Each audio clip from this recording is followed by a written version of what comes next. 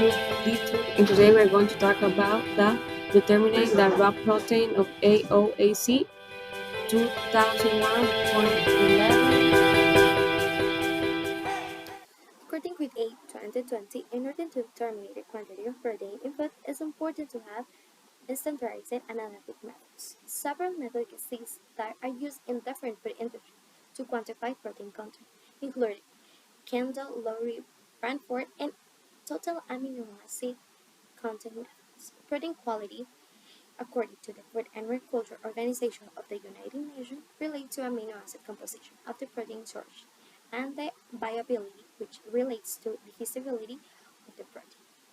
The gentle method involves the digestion of the food with a strong acid so that nutrient is released, which is then quantified using a titration technique.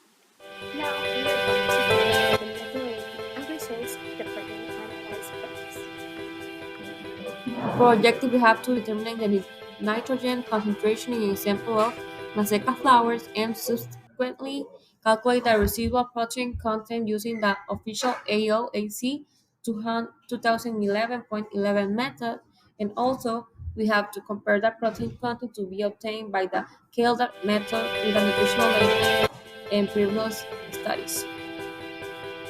Into the materials we have safety equipment, reagents, equipment, and analyzed material. The in case is Maseca. This practice had three phases. The first, digestion.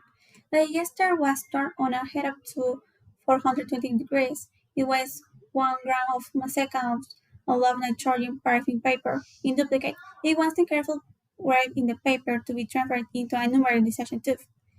To each tube, 2 gelags were added using the caliber dispenser. 12 to 50 milliliters of concentrated sulfuric acid was added inside the food. The two tubes were placed on a digester tube grid. Then the exhaust pipe was placed over the tubes. The water blew up the maximum, lowering the grade to preheat the digester. 15 minutes later, the water flow was reduced. The samples were digested for 60 minutes, turning green when ready. Once ready, they were placed on a cooling support in the same weight. Aluminum foil was placed to reduce nitrogen volatilization.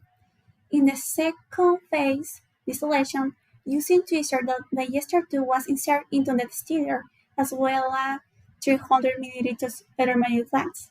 Distillation was carried out with proton 1.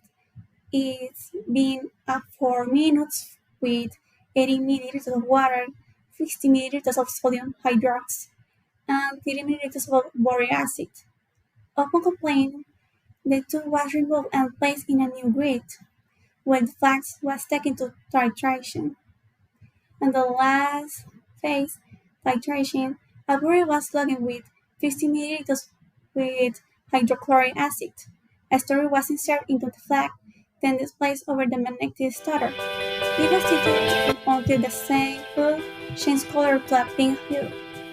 So in the result of the protein determination of the two Maseca samples, we obtain a protein content of 7.6% for the Maseca 1, while for the Maseca 2 it was at 8.5%, and the product label indicates a 8.3% of protein. So in the average of both measurements, we obtain a value of 7.83%, showing the difference of 0.47% from the label value.